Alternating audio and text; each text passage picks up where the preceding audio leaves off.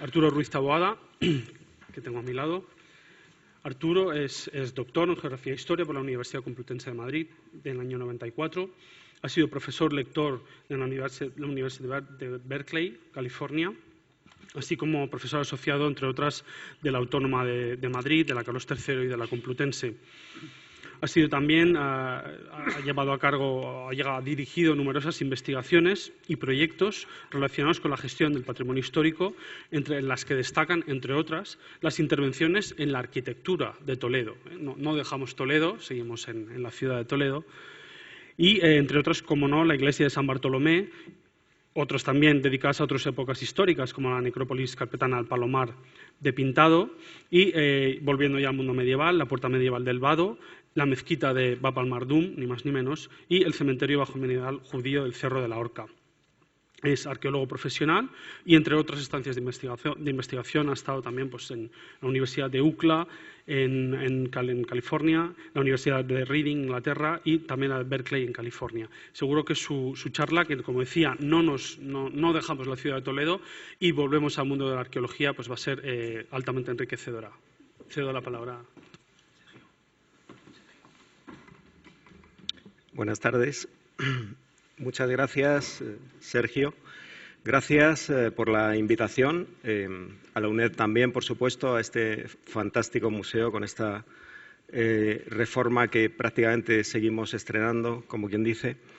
Yo voy un poco a continuar la línea de los ponentes anteriores y voy un poco a desempolvar la problemática que existe a la hora de la identificación de la huella judía en nuestro país y, más concretamente, en la ciudad de Toledo. De hecho, la exposición de hoy va a consistir sobre todo en esa identificación, centrándome en la judería de Toledo y centrándome sobre todo en el contexto judío en el que se debió desarrollar la ciudad durante la Edad Media. En esta charla no voy a hablar prácticamente de cementerios, sino que me voy a centrar, como ya he dicho, en el examen de la ciudad propiamente dicha. Ciudad que yo creo que a la vista de las personas que trabajamos en ella o la gente que la visita es complicada de entender. Si de por sí la ciudad es complicada de entender, mucho más complicado sería entender uno de sus barrios, uno de sus principales barrios, como es la Judería. Barrio que, por otra parte, voy a exponer a continuación cómo ha sufrido distintas reformas, numerosas reformas a lo largo de la historia, y de hecho es compleja su seguimiento actual y su seguimiento histórico. De hecho, el profesor Eiroa, yo creo que en un momento de su exposición lo explica muy bien, ¿no? Que hay veces que la identificación de la cultura judía en el conjunto de la evolución social de un pueblo es muy complicada. Y además el resto de los ponentes también han incidido en lo mismo. Es complicado esa identificación y, sobre todo, si nos basamos en los restos materiales, hacer una identificación correcta de la cultura judía en esos restos materiales, yo creo que es tarea prácticamente imposible. Imposible porque muchos de los elementos que nos llegan, derivados de esas excavaciones arqueológicas e incluso derivados de las propias fuentes históricas, que muchas veces tenemos que tomarlas con bastante cautela, pues lo que nos indican es que nos encontramos ante una problemática de un pueblo que de por sí ha tenido momentos de esplendor, pero también ha sufrido épocas de bastante desidia y, de hecho, ha sufrido persecución y ha sufrido un intento absolutamente desmesurado de intentar erradicar cualquier huella de su presencia en España. Por tanto, volviendo a la ciudad, una vista plana de la misma no dice nada. Si empezamos a comentarla, pues a lo mejor surgen o nos puede aportar ideas nuevas el examinarla desde otra perspectiva. Perspectiva, por ejemplo, que voy a traer aquí, iluminando la zona en la que históricamente se ha ubicado la judería, aunque, como veremos, también puede ser problemática su identificación, porque la judería no solamente se limita a un único espacio toledano, sino que con posterioridad la podemos encontrar en el entorno de la Catedral de Toledo, por ejemplo, ¿no? Su relación, de todas formas, con el resto de la ciudad va a ser muy interesante y, dependiendo del siglo en el que estemos centrados, pues va a variar a la hora de hacer esa interpretación. Por supuesto, la ciudad no se entendería sin sus principales accesos, sus puentes. La ciudad está marcada por el río Tajo, que lo delimita, que además lo condiciona. Geográficamente, Toledo es una ciudad muy condicionada y muchas de las cosas que se desarrollan en el interior de las murallas explican mucho de su comportamiento histórico, no solo en la Edad Media, sino con anterioridad, en el mundo romano o incluso en la actualidad. Esas murallas siguen condicionando el carácter toledano y ese carácter toledano es el que, en definitiva, explica ese desarrollo, ¿no? Puertas, por ejemplo, como la de Bab al-Yahud, la puerta de los judíos, que está directamente asociada con la judería, está enfrente de la judería. Y veremos que su identificación es también complicada y además puede llevar lugar a error, ¿no?, de interpretación, porque realmente se está relacionando con la judería, pero luego veremos que a lo mejor su relación es más compleja que simplemente la visual que se expone en la pared, ¿no?, en la pizarra. Luego otras puertas, como la antigua de Bisagra o la puerta del Vado, que son fundamentales a la hora de entender comportamientos en el exterior de la ciudad, comportamientos relacionados, por ejemplo, con el mundo funerario toledano. Veremos cómo esas puertas también van a jugar un papel importantísimo a la hora de hacer una interpretación correcta de ese registro funerario. Últimos descubrimientos, de hecho en la prensa descubrimos hace escasos meses cómo en una excavación fortuita a cuenta de la empresa de agua toledana apareció un importantísimo lienzo de muralla que estaría definiendo ese espacio comprendido entre la puerta de Bab al-Yahud, que mencionaba antes, con lo que sería el núcleo central de la judería toledana. Ese descubrimiento, que por desgracia no ha sido publicado, ni tiene pinta de que lo vaya a ser nunca, porque ya digo que el descubrimiento fue fortuito, es información material, producto de, en este caso, una excavación arqueológica, que claramente va a condicionar la interpretación que se haga actualmente de ese espacio y, por supuesto, en un futuro, cuando futuras excavaciones consigan un poco examinar en qué consisten estos restos y, sobre todo, su relevancia de cara a hacer una interpretación correcta de su contorno. Y, por último, el cementerio judío de la ciudad.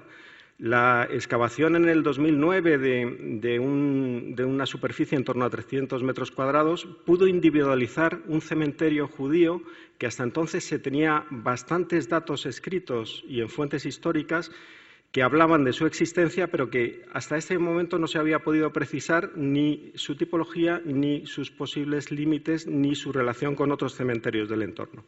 Todo esto es lo que vamos a ver a continuación y es de lo que voy a hablar. Evidentemente, el fijar un origen, un inicio de esta charla y un final es complejo, ¿no?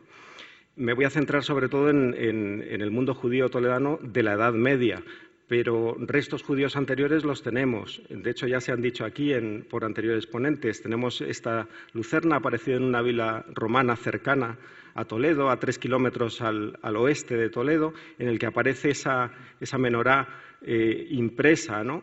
Signo, por otra parte, que se identifica directamente con cultura judía, pero que, por ejemplo, Santiago dice que no necesariamente puede ser identificable con ella. O sea, que tenemos que también tener nuestras reservas a la hora de interpretar datos que están descontextualizados, porque esto, aunque aparece en una vila, en un contexto arqueológico, está asociado a un basurero de la propia vila romana, con lo que digamos que son datos que más o menos orientan de la presencia judía en Toledo. Esta sería fechada en torno al siglo IV y siglo V después de Cristo, pero evidentemente nos ayuda un poco a completar ese puzzle que hoy por hoy y por desgracia tenemos que reconocer que está todavía por formar, ¿no?, y por descubrir muchos de los aspectos que lo caracterizan. Centrándome directamente en la judería de Toledo, pues realmente si paseamos por ella es complicada. Encontramos en algunas zonas en las que la esencia medieval, esa esencia histórica que caracteriza cualquier entorno de estas características, es fácilmente identificable. Y de hecho, si lo comparamos con otras como Córdoba o como Barcelona, dices, bueno, pues más o menos podemos estar en un entorno en el que es fácilmente identificable. Sobre todo yo siempre recomiendo que cuando se está estudiando un tema de estos, que nos intentemos poner en el lugar de lo que estamos estudiando, intentemos retrotraernos en el tiempo, en aquella época y en las circunstancias que pretendemos explicar cosas para entenderlo. Y como veremos esta imagen, que de por sí es idílica y es perfecta, vamos a ver cómo no se cumple en absoluto, ¿no? De hecho, lo primero que nos encontramos al llegar a Toledo es una ciudad agresiva al visitante. Encontramos un montón de elementos que realmente están recordando una historia que es difícil de articular, ¿no? Y si desde luego lo que vamos buscando es una información concreta de una cultura concreta que habitó Toledo durante una época determinada, pues evidentemente lo que el visitante percibe es algo, ya vuelvo a decir, violento, por así decirlo, ¿no?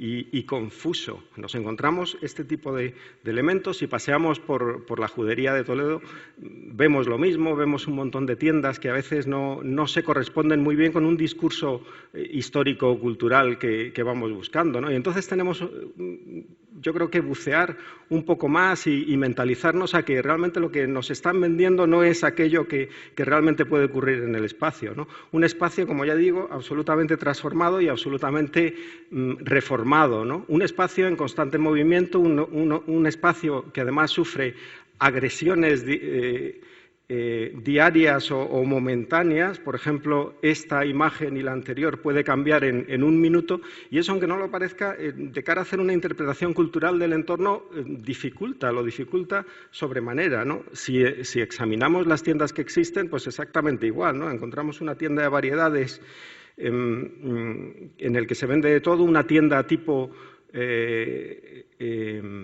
más invitando a conocer la cultura musulmana que otra cosa, en plena judería estoy hablando, o una tienda dedicada exclusivamente a materiales o a recuerdos judíos, ¿no? Con esto es con lo que se enfrenta el visitante de Toledo, pero con esto es lo que nos tenemos que enfrentar también los investigadores que trabajamos en la ciudad. Este tipo de mensajes es el que vamos a seguir viendo si cambiamos el nivel, y en vez de quedarnos simplemente en las tiendas, en los objetos, en los recuerdos o en los regalos para los familiares, si intentamos indagar en su historia, en los restos materiales que se han podido conservar, en los restos materiales que se han destruido conscientemente, además, para eliminar la memoria de un pueblo que ya he dicho que por las razones que han sido, en según qué momentos no ha gustado del todo el que se conservara esa memoria, ¿no? Si cambiamos el nivel, las noticias que a veces recibimos sobre Toledo pues son varias, ¿no? En la prensa encontramos cosas que a lo mejor nos hacen pensar que el panorama es distinto al que estoy yo contando, ¿no? Pues localizan 2 de las 10 sinagogas de Toledo destruidas en los pogromos estos de 1391, ¿no? Pues evidentemente la noticia atrae. Si realmente nos intentáramos buscar información sobre esta noticia, descubriríamos que no existe, ¿no? Y que realmente es muy complicado hacer un seguimiento de ella, porque realmente no hemos conseguido vender el producto. No hemos conseguido vender el producto, entre otras cosas, porque yo creo que no somos capaces tampoco de entenderlo. Hay muchos datos, hay muchos elementos que se nos escapan, y sobre todo el paso del tiempo, el paso de los siglos ha condicionado sobremanera que se haga hoy en día una interpretación correcta de nuestra historia, ¿no? Una historia, ya digo, bastante problemática.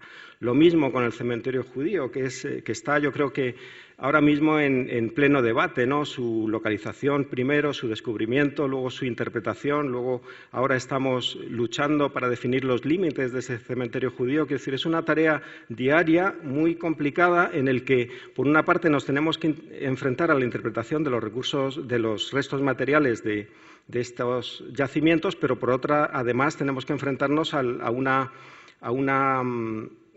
investigación contraria a que se cambien ciertos aspectos dados por supuesto o dados por hechos en el último siglo, ¿no? o descubrimientos que son espectaculares por sí, ¿no? Como por ejemplo este fragmento de Torá aparecido oculto en una casa, ¿no? Tras la reforma de una casa. Son descubrimientos que desde luego sitúan o generan un antes y un después en este tipo de investigaciones. Volviendo de nuevo, voy un poco aumentando los niveles de complejidad. He empezado con lo básico, he empezado con un nivel de turismo básico y voy a ir un poco complicando el razonamiento, mi discurso. Una visión de la judería en la actualidad sería esta. Nos subimos a cualquier sitio elevado y esto es lo que percibimos. No sé lo que perciben ustedes. Yo con esta imagen no percibo nada. Es muy complicado. Se puede estar en la judería de Toledo o podríamos estar en cualquier sitio de España que tenga un mínimo de conservación, ¿no? A nivel de edificios. Pero desde luego hemos tenido la suerte que hasta nosotros, hasta nuestros días, se ha conservado un gran edificio de culto judío, como es la sinagoga de Santa María la Blanca, y se ha conservado sobre todo, ya lo dijo Santiago, la sinagoga del Tránsito, otro gran edificio de culto. Edificios, por otra parte, que, como decía el profesor Eiroa, yo creo que no son significativos de nada y a lo mejor estamos acostumbrados a definir las cosas por sus grandes edificios, ¿no? Por sus grandes representaciones y a lo mejor nos equivocamos, realmente nos equivocamos. Yo creo que tendremos que mirar la historia desde otro punto de vista. Esta gente no es la que caracteriza, la que construyó estas grandes sinagogas no son quienes caracterizan el pueblo judío medieval de Toledo o de otras ciudades medievales de Sefarad, ¿no? Todo lo contrario. Yo creo que estos son simplemente elementos puntuales de un momento determinado de su historia que no contribuyen a nada al conocimiento genérico de este pueblo. Conocimiento, por otra parte, que el gobierno oficial, el poder oficial, se ha encargado sistemáticamente de erradicar de nuestra memoria. Lo empezó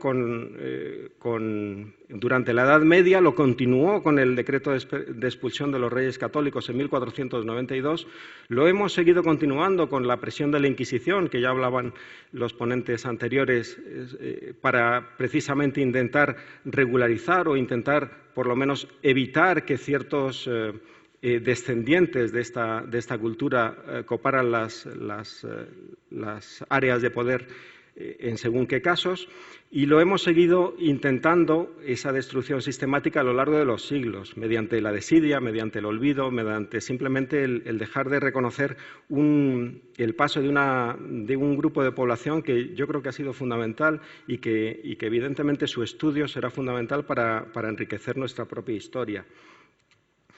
En la judería de Toledo hay un tercer edificio emblemático, absolutamente imponente, que de nuevo es un gran edificio. Yo creo que sigue sin representar nada de la historia de la gente que habita en esa época, en ese espacio, pero desde luego es simbólico. Su simbolismo es tal que está condicionando el desarrollo del resto de la judería a partir de esa época, ¿no? Su construcción está datada a finales del siglo XV, ¿no? Este juego simbólico lo vemos en el conjunto de la ciudad, no solo tenemos que estar en la judería para verlo. Si examinamos, por ejemplo, la disposición de la catedral, examinamos la disposición de otros edificios religiosos como la propia iglesia jesuita que parece competir con la propia catedral en Toledo, ¿no? Y son de la misma religión. Luego, si lo relacionamos además con el poder político imperante en según qué época, el Alcázar es buena prueba de ello, ¿no? Son edificios que parecen competir entre ellos, ¿no? Edificios que recuerdan de alguna manera ese intento de los reyes católicos de construir en la calle del mármol que decía Santiago, en plena calle del mármol, su símbolo, ¿no? Dejar su huella, decir, vamos a ver, estamos aquí y estamos además ocupando una zona que es emblemática para un pueblo, ¿no? Con lo que es este tipo de imagen es la que no debemos perder nunca de vista si queremos entender lo que estamos haciendo, y más en una ciudad tan complicada como es Toledo, ¿no? La representación de la judería desde un punto de vista espacial es muy complicada. No tenemos prácticamente restos materiales conservados, a excepción de estos grandes edificios o a excepción de hallazgos aislados que sí conservamos en museos o que sí tenemos noticia de su existencia por fuentes históricas. Pero, desde luego, lo que sabemos es que, a grandes rasgos, se distribuiría en torno a una calle principal que comunicaría la Judería con el resto de la ciudad. Es una de las importantes arterias de la ciudad que la recorren este-oeste. Y aparte de la sinagoga del tránsito que ya he mencionado, Santa María de la Blanca, que también he mencionado, o San Juan de los Reyes, para entender el entorno urbano de esta parte de la ciudad es fundamental ver un poco su evolución en los últimos 100 años. Pero no solo en los últimos 100 años, sino su evolución a lo mejor desde 1492, en el que se produce ese acta de expulsión, ¿no? Tenemos edificios emblemáticos que no tienen nada que ver con la cultura judía en plena judería, como es el Palacio de Fuensalida, la actual sede del gobierno regional. Y si queremos seguir buscando elementos ajenos, extraños a la propia judería, pues no tenemos más que hacer un repaso de las últimas construcciones en los últimos 100 años o de las construcciones a partir de 1492, en los que progresivamente se va deshaciendo la esencia humana de la judería y se va generando una visión más global de ciudad, a partir del Renacimiento, con la construcción de nuevos palacios, de nuevas casas, la destrucción en muchos casos de esas casas, de esas viviendas judías antiguas, aunque, como se ha dicho aquí también, identificar una arquitectura judía es imposible. Yo creo que es un absurdo, porque la arquitectura judía depende del lugar en el que se encuentre. Es decir, aquí lo que vamos a encontrar en la judería es una arquitectura mudéjar, es una arquitectura que está en la moda de la época, en la moda constructiva de la época, con lo que su identificación física es compleja. Es más compleja si, evidentemente, ha desaparecido. Y en la Judería de Toledo tenemos un ejemplo perfecto de lo que es el intento, el interés, por erradicar cualquier tipo de presencia judía en la ciudad. Este plano, con estos colores, se ve perfectamente que prácticamente lo que nos ha llegado hasta nosotros de la judería es un solar. Solar, por otra parte, que se identifica urbanísticamente en cualquier plano, ¿no? De hecho, hay un montón de estudios de arquitectura hechos intentando entender la distribución interna de la ciudad de Toledo, ¿no? Y a simple vista, yo creo que se aprecia dónde estaría esa judería, ¿no? Y sobre todo se aprecia cómo muchas de su distribución interna hoy en día está en blanco, porque no hay nada, hay plazas, hay grandes ensanches, hay demoliciones. Se han construido en su interior hospitales en el siglo XV-XVI que han transformado su espacio, en el que la esencia de esa judería posiblemente se mantenga, pero se mantenga bajo 2 o 3 metros de sedimento, ¿no? De esos derribos que se han producido. Por tanto, son visiones infinitas en las que un análisis pormenorizado de cada caso a lo mejor nos llega a servir para entender un poco el desarrollo urbanístico de esta zona. Y para ello he tomado 11 ejemplos distintos para entender esa evolución y, sobre todo, para entender el empeño de unos por conservar, de otros por destruir. Y está claro que muchos de los restos materiales que hoy se conservan nos pueden dar idea de las vicisitudes que ha debido pasar esta población durante mucho tiempo, durante muchos siglos, y lo que hoy podemos aprender de lo que han podido dejarnos, ¿no?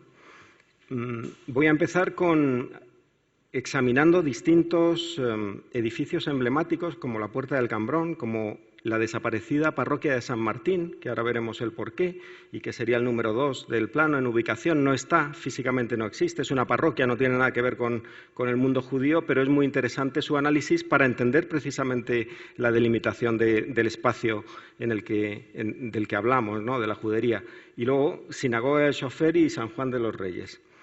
La primera de ellas, la Puerta del Cambrón, yo creo que es fundamental, es clave. Ya he dicho antes que no está directamente relacionada con la judería físicamente, aunque simbólicamente sin duda, ¿no? Es la puerta de los judíos, es la puerta de acceso al barrio judío. Es la puerta por la que entra la población que va de compras, que va de paso, que va a atravesar ese eje de viario hacia la catedral, por ejemplo, ¿no? Pero también es la puerta por la que sale la gente a sus huertos o por la que sale la gente a enterrar a sus familiares.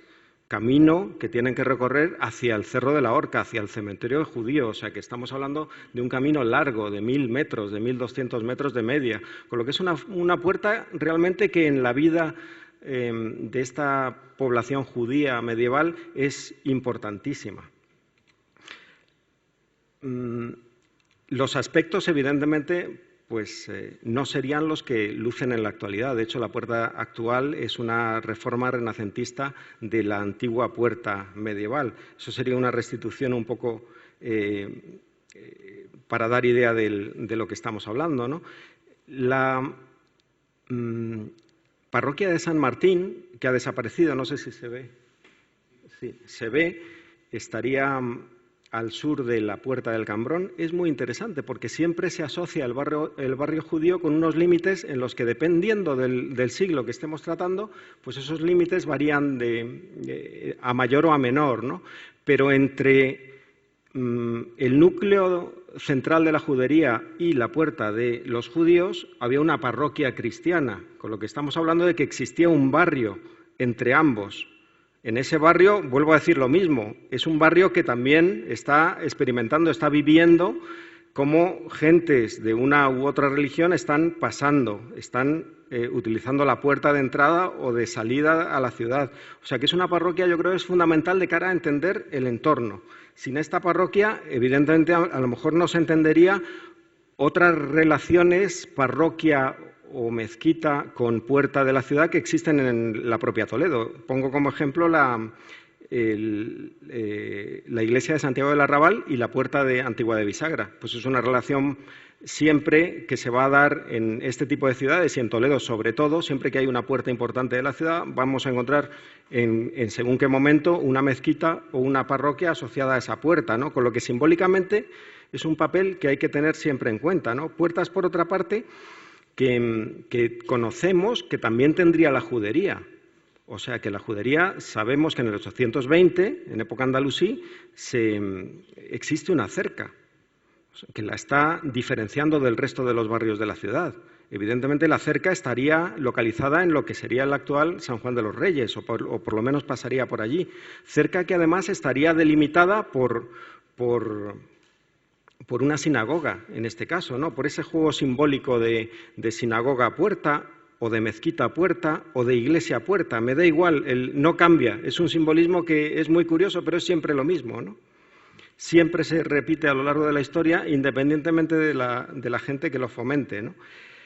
La sinagoga del Sofer, que es la que voy a ver a continuación, sería la que estaría relacionada con una de estas puertas interiores de la cerca de la judería, ¿no? Que en principio está perfectamente identificada en planimetría por Jean Passini y realmente conocemos bastante bien su disposición, su localización, ¿no? La conocemos y además, como se ha dicho aquí en este mismo foro, Passini ha hecho una restitución aproximada de cómo sería, de dónde estaría esa puerta de la cerca, de qué relación tendría con la cerca. Es interesante el estudio. El problema es que esto está basado en fuentes documentales. La arqueología realmente en este caso no nos ayuda o no nos ha aportado nada, independientemente de que el solar en el que supuestamente se localiza parte de la sinagoga, pues no ha dado como resultado nada definitivo, ¿no? Se han documentado algunos muros, pero sobre todo se han documentado los restos de casas posteriores a la construcción de esa sinagoga, ¿no? Con lo que tendríamos que estar hablando de edificaciones posteriores, ¿no? Tendríamos que estar hablando de esa reforma del espacio, de esa transformación del espacio urbano que se ha venido repitiendo a lo largo de la historia en Toledo, ¿no?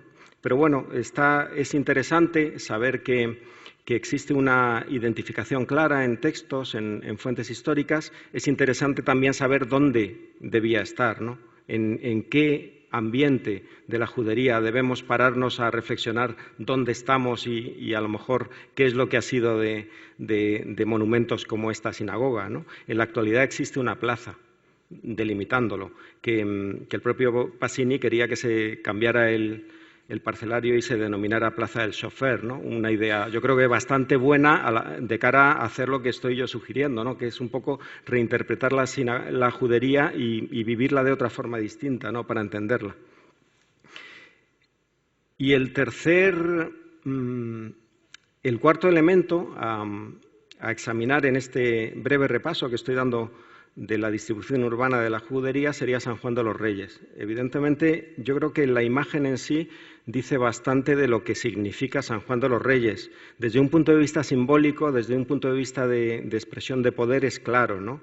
Y además, yo creo que tenemos paralelos bastante bien argumentados que están describiendo el por qué los reyes católicos eligen este espacio para enterrarse, ¿no? Yo creo que simbólicamente es fabulosa la comparación con otros ejemplos, como por ejemplo el Palacio de Carlos V, ¿no? en la Alhambra, pero como este se me ocurren bastantes más, ¿no?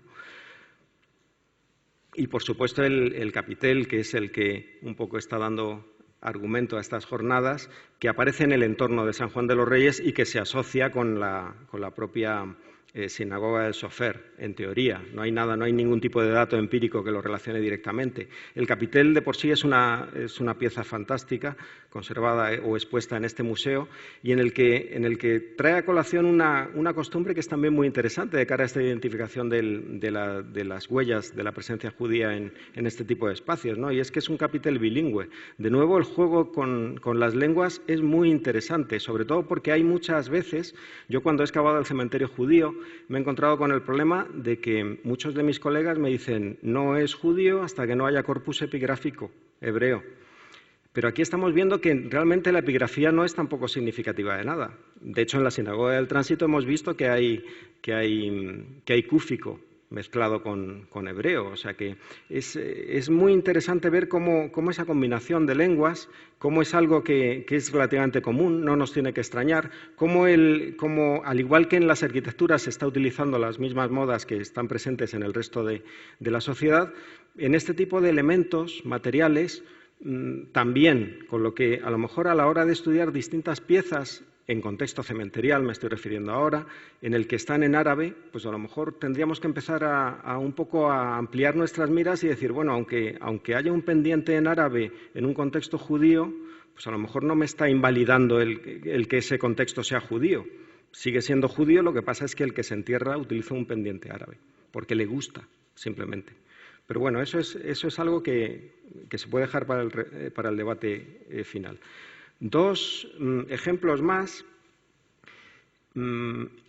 que traigo aquí en esta exposición son Fábrica de Harina y Sinagoga de los Golondrinos. Si se fijan, todo el plano está repleto de comentarios que voy a hacer, porque yo creo que para entender la judería hay que entender este tipo de detalle. Si no se entiende, si no se analiza el detalle, difícilmente seremos capaces de identificar el conjunto, ¿no? El contexto. La Fábrica de Harinas es una fábrica de mediados del siglo XIX, una arquitectura muy interesante, muy común en Toledo. Además, es una arquitectura que la encontramos en muchos lugares y pertenece a una antigua fábrica de harina, evidentemente, como su mismo nombre indica. Lo que pasa es que, curiosamente, su ubicación coincide justo con donde Jean Passini ha identificado el castillo viejo de los judíos. Uno de los puntos neurálgicos, estratégicos de la propia judería, que tendría a su vez su propia cerca, sus propias puertas y sus propios accesos, ¿no? Y en su subsuelo, una excavación arqueológica a finales de la década de los 80, a principios de los 90, descubrió parte de estas murallas. De hecho, creo que intentó hasta identificar la traza de una de las puertas a este castillo viejo de los judíos, ¿no? Por desgracia, de nuevo, como ocurre en este tipo de intervenciones, dado que son intervenciones urbanas, las condiciones de investigación no fueron lo más adecuado y, por desgracia, desconocemos mucho del contexto en el que aparecieron estos muros, ¿no? Pero, desde luego, se puede hablar de que sí existen restos documentados y sí existen elementos que pueden ayudar a evaluar esa evolución, ¿no? Una segunda sinagoga, descubierta también en contexto arqueológico, la de los Golondrinos, que está localizada también en uno de los barrios principales de la judería, en la Alacaba, Ha dado también muchísima información desde un punto de vista arquitectónica, desde un punto de vista estructural, desde un punto de vista simbólico. El problema es, como ocurría en el caso anterior de la fábrica de harinas, es que la intervención urbana relacionada con su descubrimiento pues solamente permitió identificar parte de su traza, ¿no? De hecho, una de las esquinas, esa que figura en la fotografía.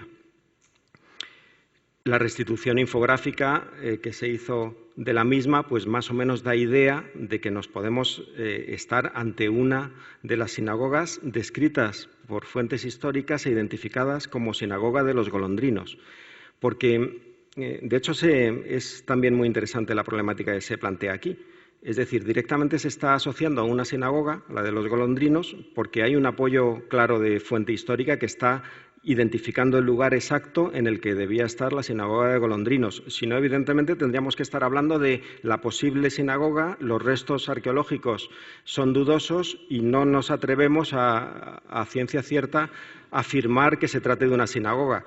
Pero, por suerte o por desgracia, la asociación con esos textos históricos dan un poco la confirmación de que podamos estar ante una de las sinagogas, de esas 10 sinagogas que posiblemente se describen como destruidas en los pogroms de 1391, ¿no?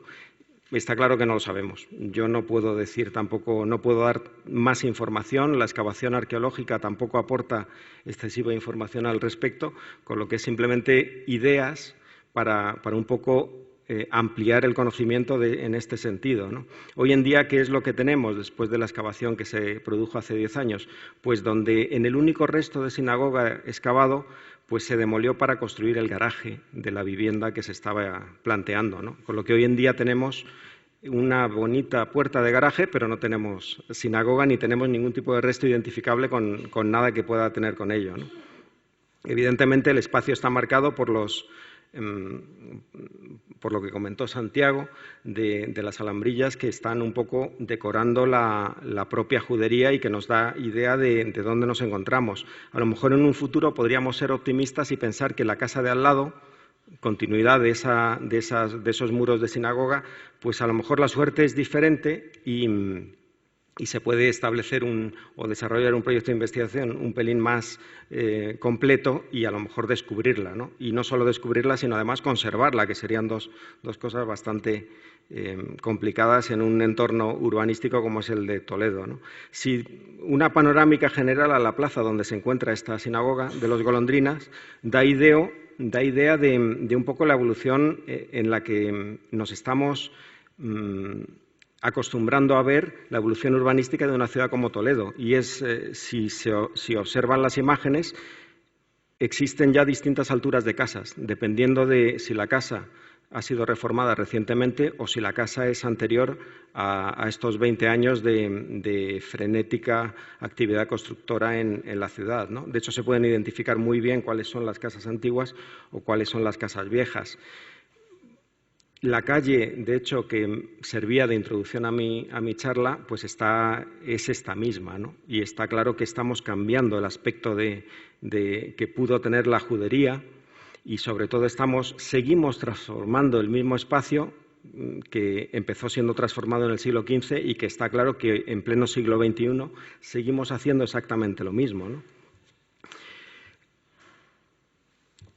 Para estos 3 ejemplos me voy a volver al límite opuesto, es decir, al contacto directo de la judería con el resto de la ciudad, y voy a analizar 3 espacios: la iglesia de Santo Tomé, la iglesia del Salvador y la sinagoga de Caleros. Voy a examinar, por tanto, una tercera sinagoga. Como estoy exponiendo, no solo Toledo tiene las 2 sinagogas monumentales que se conservan por azar, ¿no?, sino que además tienen más espacios de culto perfectamente identificables y que lo único que hay que hacer es un poco seguir su trayectoria, ¿no?, su trayectoria histórica. En ese límite, en el contacto con el resto de la ciudad, evidentemente tendría que tener la parte esa cerca, en el 820, que tenemos constancia que existió, y debía tener su acceso, que conectaba con el resto de la ciudad, ¿no? En ese acceso, hoy en día existe la plaza de El Salvador, en el que posiblemente una de las puertas de acceso a esa judería estaría en lo que hoy es la plaza, ¿no? De hecho, en esta imagen que no llama nada la atención, lo que sí indica es que la gente está mirando algo que puede orientarles, ¿no? Y lo único que están mirando es el único resto de ese límite de judería que existe. ¿Y qué resto está mirando? Pues simplemente 3 chapas en distintas lenguas que están informando al visitante que están entrando en judería. Es muy curioso, es decir, que si nos fijamos, la gente que visita la ciudad está buscando algún tipo de elemento, de signo, de recuerdo que evoque la presencia judía en el espacio que están conociendo, ¿no? Y por desgracia, salvo este tipo de elementos, no tenemos nada más. Podríamos tener otras cosas. De hecho, hasta este momento llevo expuestos distintos ejemplos que, según se expongan, podríamos sacarles más o menos partido, ¿no? Y por desgracia no le sacamos ninguno, ¿no? Esto es un ejemplo claro, ¿no? La gente busca algo, la gente busca entender lo que ve, no simplemente se limita a entrar y comprar souvenirs de cualquier tipo, ¿no? Sino que la gente está buscando cosas, ¿no? Y en ese buscar es perfecta introducción para este espacio igual de complejo que el resto y que hoy en día no nos ha llegado en absoluto ni medianamente conservado, ¿no? Llama la atención que existe una iglesia, para empezar, una parroquia en plena judería. No tiene ningún tipo de sentido. Podría tener más sentido la parroquia de San Martín, de la que antes hablaba. Pero el hecho de que exista una parroquia en plena judería, pues llama mucho la atención. Eso a lo mejor tiene que ver con la evolución histórica de la propia judería. Eso a lo mejor tiene que ver que a lo mejor la historiografía tradicional que nos ha enfrentado sistemáticamente judíos con cristianos, cristianos con musulmanes, musulmanes con judíos, a lo mejor no es tal, ¿no? Y a lo mejor que esa convivencia que siempre ha sido tan complicada de ver y siempre ha sido tan compleja de asimilar, a lo mejor realmente existió, independientemente de que ninguno se pudiera ver entre ellos, y eso también es discutible, pero está claro que existió. Existió al menos una cohabitación, existió al menos unos espacios comunes, existieron tiendas en los que indistintamente compraban unos u otros, independientemente de su religión o independientemente de su tradición cultural. Esta parroquia a lo mejor la debemos contextualizar en ese entorno, en ese ambiente en el que no debe llamar la atención el por qué existe una parroquia en el interior de uno de los barrios de la ciudad, ¿no? Y además, si luego lo comparamos con otras relaciones de parroquias con puertas, estábamos hablando que siempre existe una relación de templo religioso con acceso principal.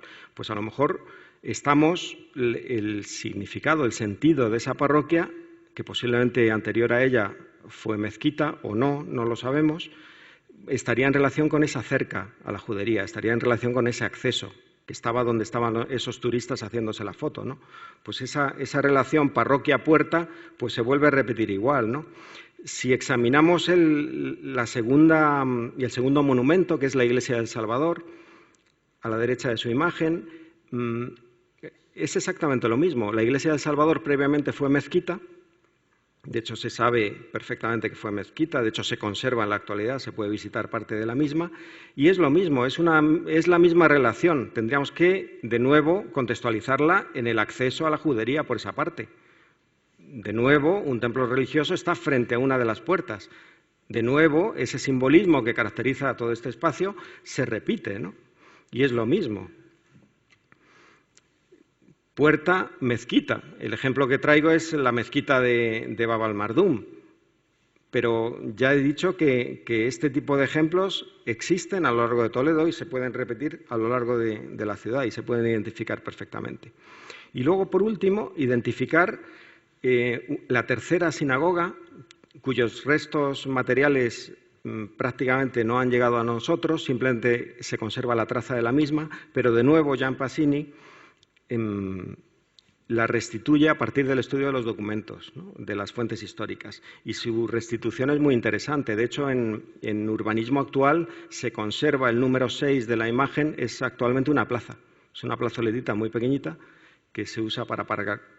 Hay algún coche aparcado y es muy interesante porque se puede estar en el interior de esa sinagoga, de ese espacio sinagogal, en una ciudad completamente transformada como es esta, ¿no?, como es Toledo. Con lo que nos dan ideas de ese desarrollo y, desde luego, si Si autores como Pasini nos ayudan a interpretar el espacio con dibujos o con restituciones más o menos de cómo sería el aspecto o la distribución urbanística, pues mejor, ¿no? Bienvenidos sean. Desde luego es un elemento fundamental para entender para interpretar cualquier resto material, el tener el apoyo de esas fuentes históricas que siempre nos ayudan a entenderlas, ¿no? Para finalizar con este resumen, por así decirlo, evidentemente podríamos estar hablando más tiempo y es más complicado que todo esto. Voy a poner dos ejemplos en los que realmente sí existe una evidencia material que además está explicando cuestiones sobre la evolución de la población judía en esta ciudad y está explicando cuestiones de a lo mejor de alguna época en la que esa población judía tuvo problemas de integración con el resto de la ciudad y con posterioridad problemas con la propia Inquisición. Dos descubrimientos que se producen en sendas intervenciones urbanas de sendas casas, una en Caños de Oro, aquí, igual en el barrio de la Alacaba, cercano a la sinagoga de los Golondrinos, o sea que en ese espacio, que se descubre en la reforma de una casa de época medieval, lo que se descubre es una serie de elementos que nos hablan de su evolución histórica. Es muy normal en este tipo de reformas el paso del tiempo certificarse a partir de sus restos o de sus vestigios materiales. En este caso, la última reforma de la casa la tenemos en 1958, en el que el albañil de turno arruga un papel y lo pone detrás de un tabique o de un falso tabique, ¿no? Este tipo de elementos es muy común, ya digo, encontrárnoslas en las viviendas toledanas, ¿no? O en cualquier vivienda, es decir, siempre tendemos a dejar nuestra huella de alguna manera, nuestra firma o simplemente el año en el que estamos haciendo las reformas. Esto mismo tuvimos la suerte en este inmueble de encontrarlo, pero asociado a un arco bastante antiguo que además tenía distintas reformas documentadas. Un arco que en principio era de herradura, se transformó en un arco de medio punto en la Baja Edad Media y se transforma definitivamente en un espacio cerrado a finales de la Edad Media. En esa transformación como espacio cerrado, que se tabica, es decir, pierde la funcionalidad del espacio, apareció en una de las jambas del primitivo arco, ya tapiado, un documento envuelto, tal y como aparece en la imagen, en el que evidentemente nos está hablando de una ocultación. La primera idea es pensar que se trata de una ocultación del alarife de turno que está haciendo la reforma y que lo único que quiere es dejar la huella del año y del momento en el que lo hace, ¿no? Pues un poco como tradición constructiva propia de este tipo de reformas, ¿no?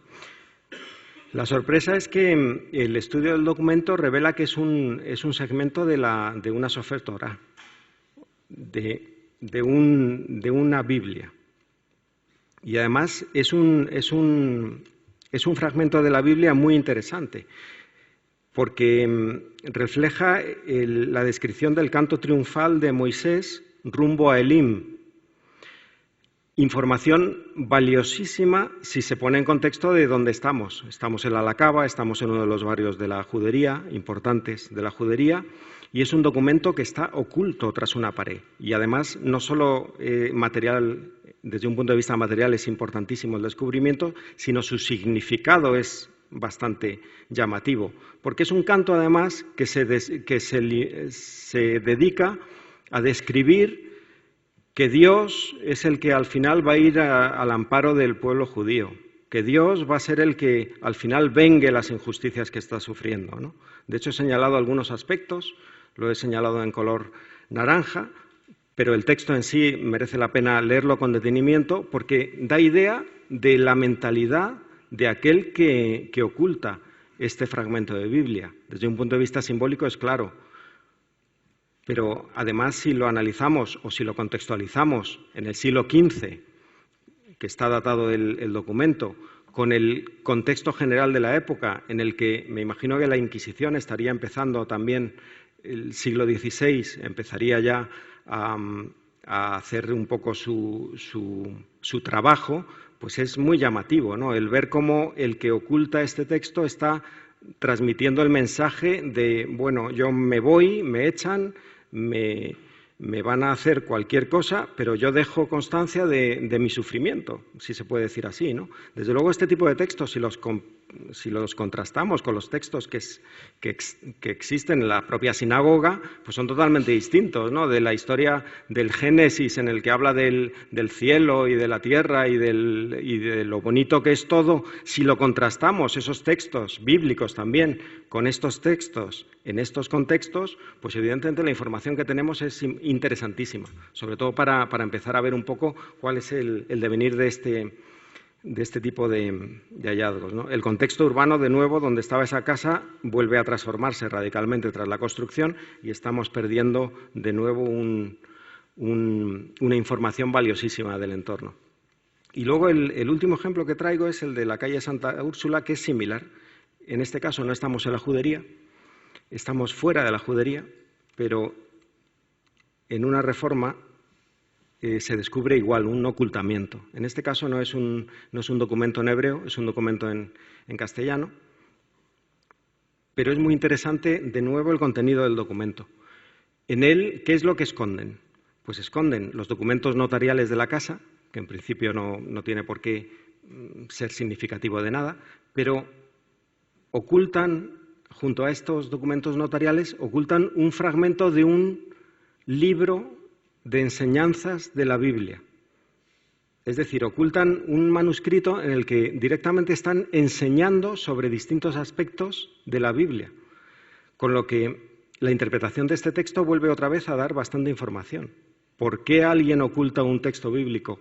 ¿O por qué alguien oculta un texto que a su vez está explicando un texto bíblico? Deberíamos relacionarlo de nuevo con esa presión de las gentes, de los habitantes de Toledo, con esas tradiciones o posibles tradiciones conversas, en la que yo creo que nos está también dando ese mensaje, ¿no? Ese mensaje de angustia, ¿no? El decir, bueno, somos gente que estamos siendo perseguidas y la forma a lo mejor de expresar nuestro resentimiento, miedo, nuestras sensaciones, pues es este tipo de ocultamiento. Desde luego, desde un punto de vista de información, es básica para entenderlo.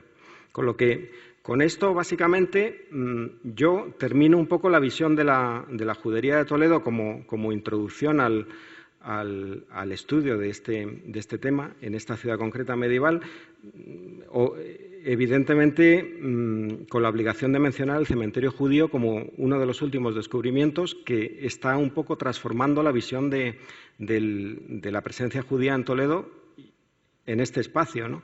Porque simplemente, aunque solo sea por comparación, la extensión del cementerio judío y la extensión de la judería es prácticamente similar. De hecho, el estudio del cementerio judío tiene que ir directamente relacionado con el estudio de la judería. El estudio del mundo de los muertos tiene que ir directamente relacionado con el estudio de los vivos. Es decir, una cosa no se entiende sin la otra. Muchas de las cosas que nos vamos a encontrar en el cementerio judío las vamos a entender si las ponemos en relación con su mundo habitado, ¿no? El de los vivos de la ciudad, ¿no? La identificación del cementerio judío, evidentemente, también ha generado bastante problemática, porque tenemos una llanura norte en Toledo en el que está plagado de otros cementerios de distintos ritos, y su identificación, incluso romanos, su identificación, pues en el 2009 pues abre una nueva vía de interpretación y una vía de conocimiento de un mundo que de por sí yo creo que estamos todavía en cierne, ¿no? Estamos todavía en los inicios de ese entendimiento, ¿no? De hecho, de este cementerio judío solamente teníamos noticias por la presencia de distintas lápidas repartidas por la ciudad, una de ellas en el convento Madre de Dios, en algunas utilizadas en distintas casas. La excavación del sector central del cementerio en el 2009 ha dado la información que un poco vengo describiendo. Una reciente excavación en el 2014 en los límites de ese mismo cementerio acaba un poco por completar la información derivada de la excavación del 2009 y en la que yo creo que a partir de este momento vamos a ser capaces de establecer exactamente los límites del cementerio en relación con otros cementerios y, desde luego, quedarnos simplemente con la visión fantástica de las lápidas pertenecientes a este cementerio que se encuentran expuestas en el Museo Sefardí de Toledo.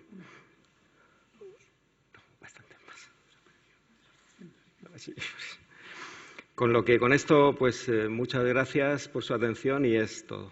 Muchas gracias. Vaya, pero si no sería...